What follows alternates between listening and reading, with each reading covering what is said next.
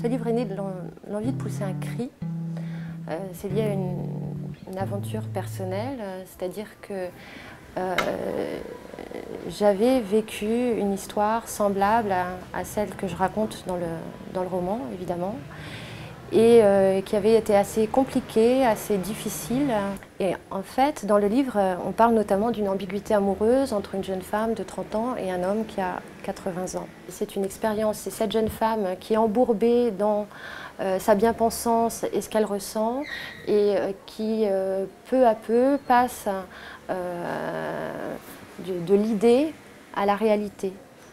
Voilà, et si le livre doit défendre quelque chose en ce qui concerne la vieillesse, c'est bien cette idée-là, c'est que seule la réalité vaut la personne, et qu'une personne ne se définit pas par la catégorie, et encore faut-il que cette catégorie existe, mais en tout cas la personne ne se définit pas par la catégorie à laquelle elle appartient. Au tout début, ce qui les unit, c'est leur intérêt pour la Seconde Guerre mondiale.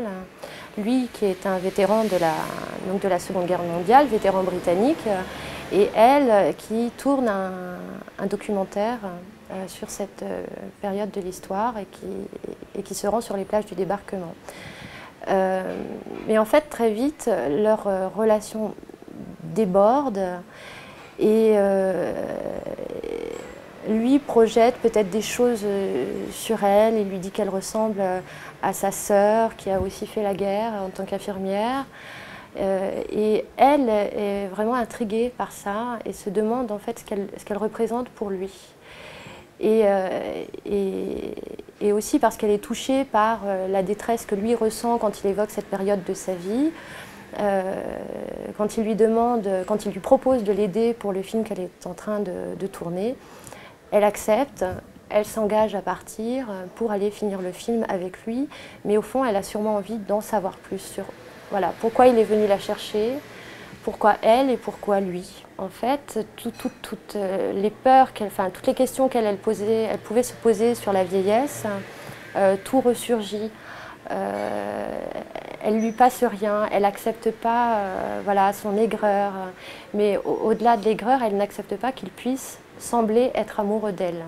Et ça, c'est vraiment quelque chose de très angoissant pour elle. Et tout au long du récit, elle est dans l'analyse de ce que lui semble, des messages qu'il essaye de lui envoyer, et aussi dans l'analyse de ce qu'elle ressent, pourquoi cette peur, pourquoi cette angoisse,